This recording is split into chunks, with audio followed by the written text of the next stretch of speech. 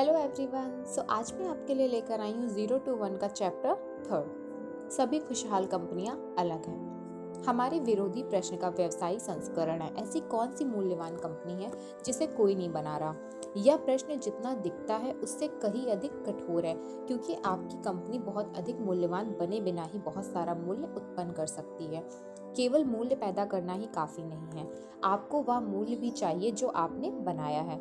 इसका अर्थ होगा कि बहुत बड़े व्यवसाय भी पूरे व्यवसाय हो सकते हैं। उदाहरण के लिए यूएस एयरलाइन कंपनियां लाखों यात्रियों को अपनी सेवाएं देते हुए प्रति वर्ष करोड़ों अरबों डॉलरों का मूल्य पैदा करती हैं। परंतु 2012 में जब एक तरफ का औसत उड़ान किराया $178 था, तो एयरलाइन ने हर दौरे में केवल 37 सेंट प्रति यात्री पाए। इसकी तुलना गूगल से करें, जो इतना मूल्य नहीं बनाता परंतु इससे कहीं अधिक ग्रहण करता है। गूगल 2012 में $50 बिलियन पाए, परंतु इसने उस आय में से 21% को मुनाफे के तौर पर रखा, जो उस ईयर में एयरलाइंस उद्योग के लाभांश की तुलना में 100 गुना से अधिक था। गूगल इतना पैसा कमाता है कि अब हर यूएस एयरलाइन को मिलकर उनसे 3 गुना अधिक है। एयरलाइंस एक दूसरे से प्रतियोगिता करती हैं, परंतु गूगल अकेला ही है।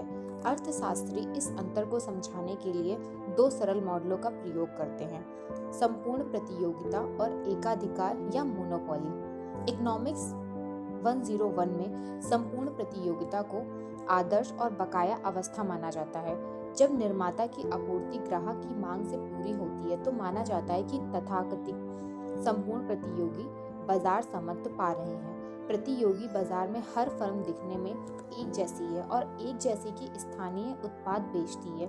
किसी भी फर्म के पास कोई बाजार शक्ति नहीं है, उन्हें उसी दाम पर बेचना पड़ता है जो बाजार तय करता है।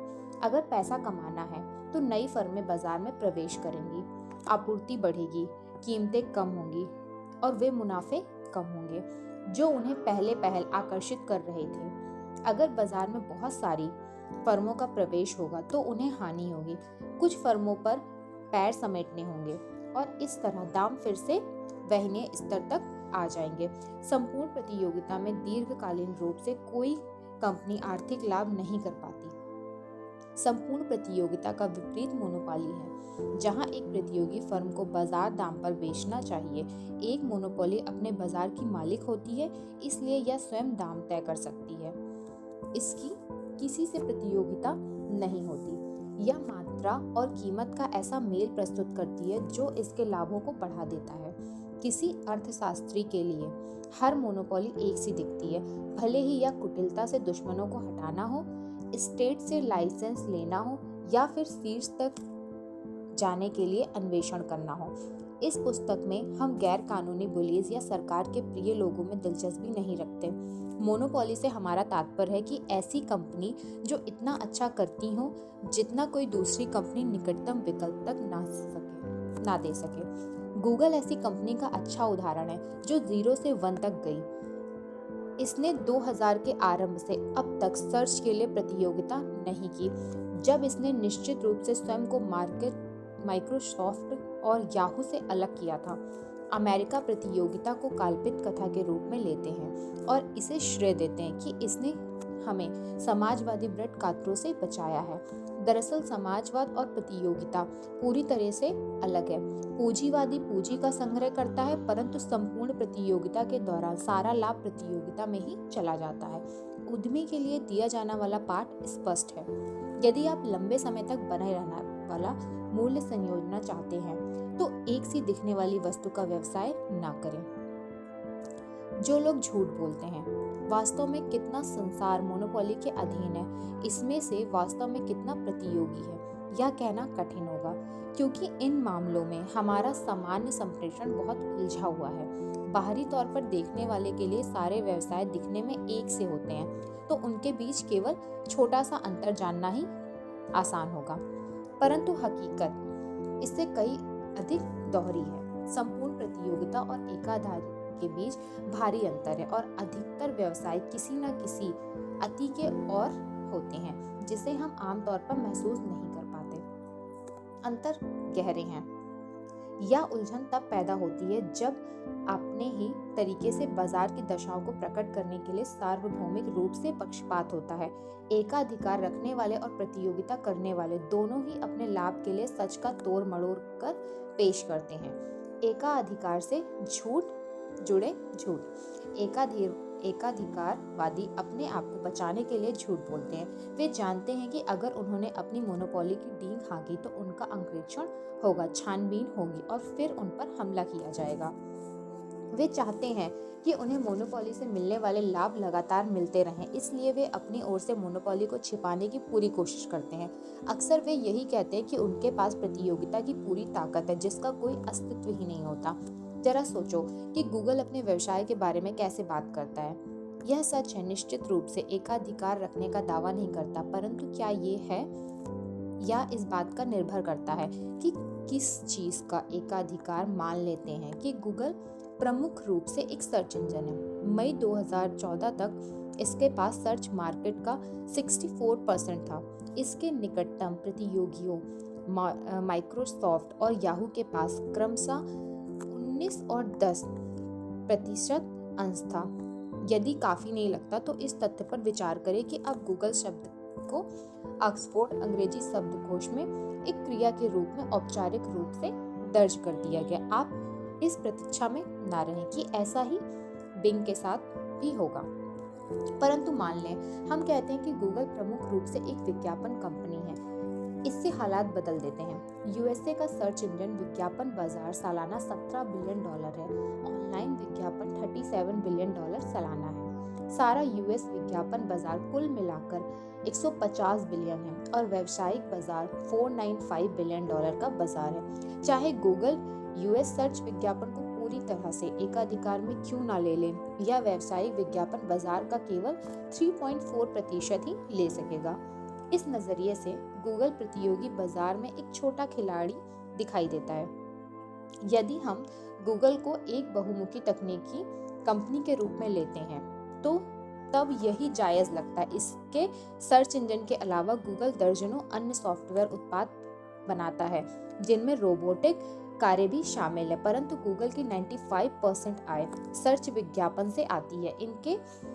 इसके अन्य उत्पादों ने 2012 में $2.35 बिलियन कमाए थे और इसके उपभोक्ता तकनीक उत्पाद उसका एक अंश मात्र है। उपभोक्ता तकनीक वैश्विक रूप से $964 बिलियन का बाजार है। गूगल इसमें 0.24% से भी कम का स्वामित्व रखता है। एकाधिकार से तो दूर रहा, यह प्रशंसनीय का नहीं। जब गूगल स्वयं को एक और टेक कंपनी के रूप में प्रस्तुत करता है तो यह हर तरह के अवांछित ध्यान से खुद को बचा ले जाता है। प्रतियोगी झूठ। गैर एकाधिकारीवादी विपरीत झूठ बोलते हैं। हमारी तो अपनी ही लीग है। उद्यमी सदा ही प्रतियोगिता के स्तर का वर्णन करने में पक्षपात करते हैं, परंतु यह किसी स्टार्टअप की ओर से होने वाली सबसे बड़ी भूल हो सकती है। यह एक बड़ा लालच है कि आप अपने बाजार का इतनी बारीकी से वर्णन करें कि आप परिभाषा से ही इस पर वर्चाप कर लें। मान लेते हैं कि आप कोई रेस्टोरेंट खोलना चाहते हैं जो पालो अल्ट्रो में बिट्रीज भोजन परोसता हो। आप तर्क दे सकते हैं कोई दूसरा ऐसा नहीं कर रहा है, सारा बाजार हमारे ही अधीन होगा। परंतु यह बात तभी सच हो सकती है जब बाजार वास्तव में बिट्रीज भोजन के लिए खास तौर पर हो। यदि असली बाजार पालो अल्ट्रो रेस्ट्रो बाजार हुआ तो, और यदि आसपास के नगरों की बाकी रेस्ट्रो भी उसी संबंधित बाजार का हिस्सा हुए तो। ये प्रश्न थोड़े मुश्किल हैं, परंतु बड़ी समस्या यह है कि आपके पास यह लाभ है कि आप उन्हें बिल्कुल ना पूछें। जब आप सुनते हैं कि अधिकतर नए रेस्टोरेंट 1 या 2 वर्ष में बंद हो गए हैं, तो आप अपने मन से एक प्रश्न सुनना चाहेंगे कि आपका रेस्टोरेंट सबसे अलग क्यों है। आप लोगों को यकीन दिलाने में समय बिताएंगे कि आप सबसे अलग हैं।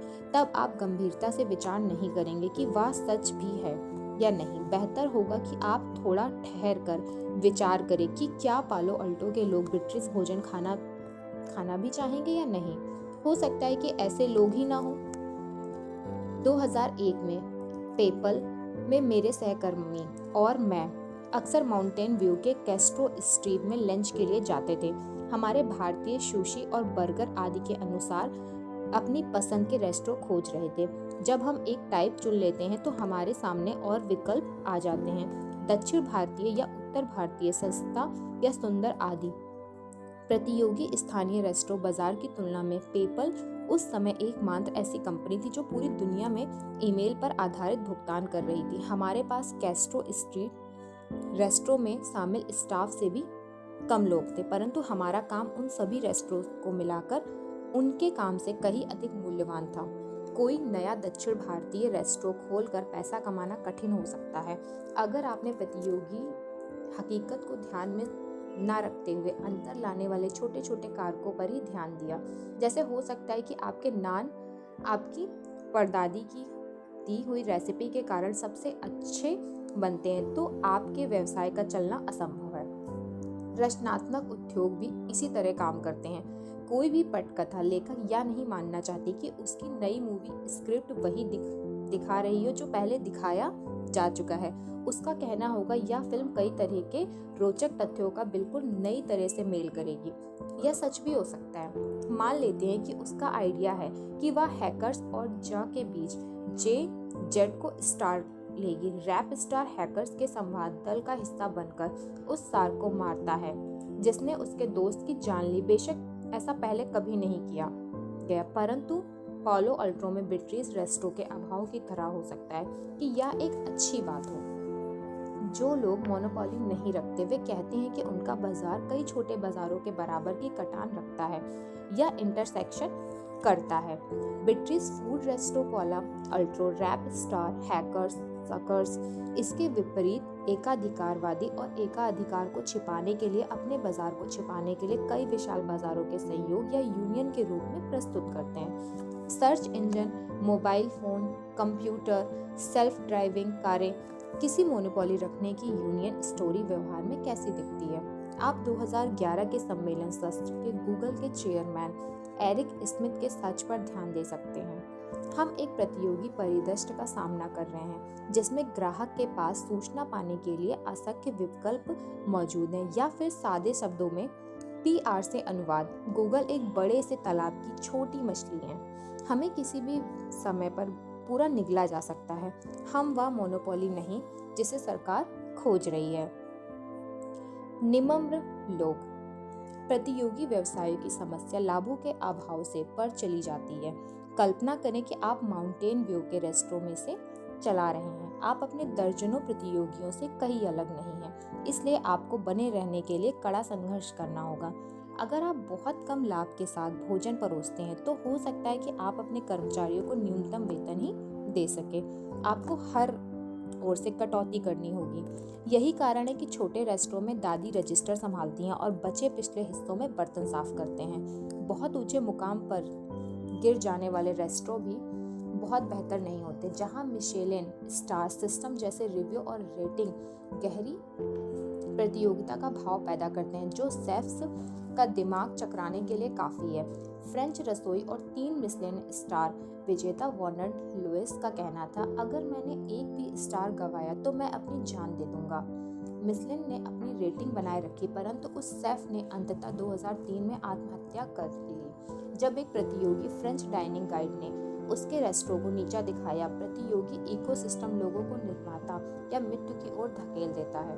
गूगल जैसी मोनोपोली अपने आप में अलग है। इसे किसी भी प्रतियोगिता की चिंता नहीं है। इसके पास अपने कर्मचारियों, अपने उत्पादों और विस्तृत संसार पर प्रभाव डालने की चिंता करने का समय है। गूगल का सूत्र वाक्य डोंट बी एबल या आंशिक रूप से एक ब्रांडिंग जोड़ तोड़ है, परंतु यह उस तरह के व्यवसाय का लक्षण भी है जो अपने अस्तित्व के साथ खिलवाड़ किए बिना सफलतापूर्वक नीतियों को गंभीरता से ले सकता है। व्यवसाय में पैसा एक महत्वपूर्ण चीज होता है, या फिर यह सब कुछ है। एकाधिकारवादी पैसा कमाने के अलावा दूसरी बातों के बारे में भी सोच सकते हैं, जबकि दूसरे ऐसा नहीं कर सकते। एक संपूर्ण प्रतियोगिता में आज के लाभांश पर इतना केंद्रित होता है कि यह दीर्घकालीन भविष्य के लिए योजना नहीं बना सकता। केवल एक ही चीज ऐसी है जो व्यवसाय को उत्तरजीविता के दैनिक निर्मम संघर्ष से उबारने दे सकती है, मोनोपोली लाभ। मोनोपोली पूंजीवादी। भीतरी तौर पर एक मोनोपोली सबके लिए अच्छी है, परंतु बाहरी लोगों के लिए क्या कहेंगे? क्या ये भारी मुनाफे बाकी समाज के माध्यम से आते हैं?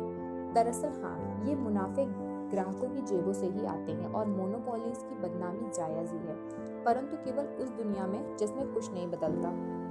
एक स्थिर संसार में एकाधिकार रखने वाला व्यक्ति किराया लेने वाले से अधिक नहीं होता। अगर आप किसी चीज के लिए बाजार में जाते हो तो आप दाम बढ़ा सकते हो, क्योंकि दूसरों के पास बढ़े हुए दामों में वह चीज खरीदने के सिवा कोई विकल्प नहीं होगी। मशहूर बोर्ड गेम की याद करें। एक से दूसरे खिलाड़ी के बीच डीड बदलती रहती है, परंतु बोर्ड नहीं बदलता। आप बेहतर रियल एस्टेट डेवलपमेंट की खोज करके जीत नहीं सकते। संपत्तियों के मूल हमेशा एक से रहते हैं, इसलिए बस आपको उन्हें खरीदने की कोशिश करनी होती है। परंतु हम जिस संसार में रहते हैं वह गतिशील है। नई और बेहतर चीजें खोजना संभव है। रचनात्मक एकाधिकारवादी ग्राहकों को संसार की प्रचुरता की नई सीढ़ियों देते हुए और अधिक चुनाव देते हुए वे न केवल समाज के लिए अच्छे होते हैं, बल्कि इसे बेहतर बनाने के शक्तिशाली इंजन के रूप में भी काम करते हैं। यहाँ तक कि सरकार भी ये जानती है। यही कारण है कि इसका एक विभाग मोनोपोली बनने के लिए कड़ी मेहनत करता है, नए आविष्कारों को पेटेंट प्रदान करते हुए, जबकि दूसरा भाग उन्हें खोजकर मिटाता है। विश्वास विरोधी मामले चलाते हुए यह प्रश्न करना संभव है कि क्या किसी को वास्तव में कानूनी रूप से स्वीकृत मोनोपोली के लिए पुरस्कार दिया जा सकता है कि उसने सबसे पहले मोबाइल सॉफ्टवेयर डिजाइन जैसे कुछ नया सोचा। परंतु यह स्पष्ट है कि एप्पल की मोनोपोली को आईफोन की डिजाइनिंग, उत्पादन और मार्केटिंग से जो लाभ हुआ वह कृत्रिम अभाव दिखने से नहीं मिला, बल्कि महान प्रचुरता बनने का पुरस्कार है। ग्राहक खुश थे कि उन्हें एक कारगर स्मार्टफोन के लिए ऊंचे दाम चुकाने का चुनाव मिल रहा था। नए मोनोपोलीज का जोश स्वयं में ही बताता है कि क्यों पुराने मोनोपोलीज ने नई खोजों को नहीं दबाया। एप्पल की iOS सामने आने के बाद से मोबाइल कंप्यूटिंग की प्रगति ने नाटकीय रूप से माइक्रोसॉफ्ट के दशकों लंबे ऑपरेटिंग सिस्टम के प्रभाव को कम किया है। इससे पूर्व IBM की 60 व 70 के दशक की हार्डवेयर मोनोपोली को माइक्रोसॉफ्ट सॉफ्टवेयर ने इसी तरह कम किया था। लगभग पूरी 20वीं सदी तक एंट्रीकेट ने टेलीफोन सेवा पर एकाधिकार रखा, परंतु अब कोई भी किसी भी प्रोवाइडर से सस्ता सेलफोन प्लान ले सकता है। अगर मोनोपोली व्यवसाय में प्रगति को रोकने से प्रवृत्ति हो तो वह खतरनाक होगी और हमारी ओर से उनका विरोध जायज होगा। परंतु प्रगति का इतिहास ऐसे बेहतर मोनोपोली व्यवसायों का इतिहास है जिन्होंने शीर्ष पर स्थान पाया। मोनोपोलीज प्रगति को प्रेरित करती है, क्योंकि कई वर्षों और यहाँ तक कि कई दशकों को मोनोपोली मुनाफा नई खोजों के लिए शक्तिशाली प्रेरक बल का काम करता है। ये लगातार आगे बढ़ती है क्योंकि इनके लाभ इन्हें दीर्घकालीन योजनाओं के योग्य बनाते हैं और ये ऐसी महत्वाकांक्षी शोध परियोजनाओं के लिए वित्त का प्रबंध करती हैं जिनके बारे में प्रतियोगी फर्म सोच भी नहीं सकती। तो अर्थशास्त्री एक आदर्श अवस्था के रूप में प्रतियोगिता के लिए इतने दीवाने क्यों हैं? यह इतिहास की यादगार है। अर्थशास्त्री 19वीं सदी के भौतिक विदों की गणित से सीखते हैं और लोगों व उनके व्यवसायों को अनूठे सर्जकों के रूप में नहीं, आपस में बदले जा सकने वाले अणुओं के रूप में देखते हैं। उनकी थ्योरीज में संपूर्ण प्रतियोगिता के समत्व वाली अवस्था का वर्णन होता है, क्योंकि उसे मॉडल करना आसान है।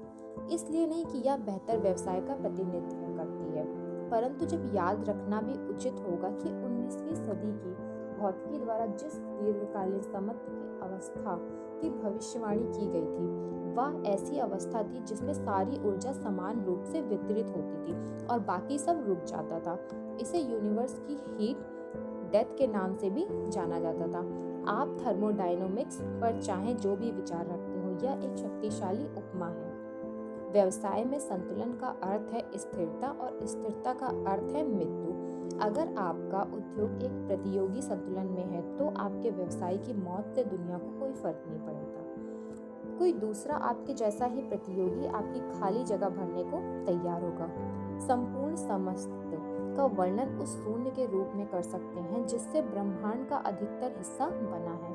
यह कई व्यवसायों का लक्षण है, परंतु हर नई रचना समत्व से कहीं परे पनपती है। असली दुनिया की बाहरी इकोनॉमिक थ्योरी में हर व्यवसाय उस हद तक सफल है जब तक वह कुछ ऐसा करता है जो दूसरे नहीं कर सकते। इस प्रकार मोनोपोली कोई अपवाद नहीं, यह हर सफल व्यवसाय के लिए एक शर्त है। टॉलस्टॉय ने एना कैरेनिना के आरंभ में लिखा है, सभी खुशहाल परिवार एक से होते हैं, हर नाखुश परिवार अपने ही तरीके से नाखुश होता है। व्यवसाय इसके विपरीत है, सभी खुशहाल कंपनियां अलग होती हैं, उनमें से प्रत्येक एक अनूठी समस्याओं को हल करते हुए मोनोपोली कमाती है। सभी असफल कंपनियां एक सी होती हैं, वे प्रतियोगिता से ना बच पाने के कारण असफल होती हैं। आज की वीडियो में बस इतना ही, बाकी का नेक्स्ट चैप्टर।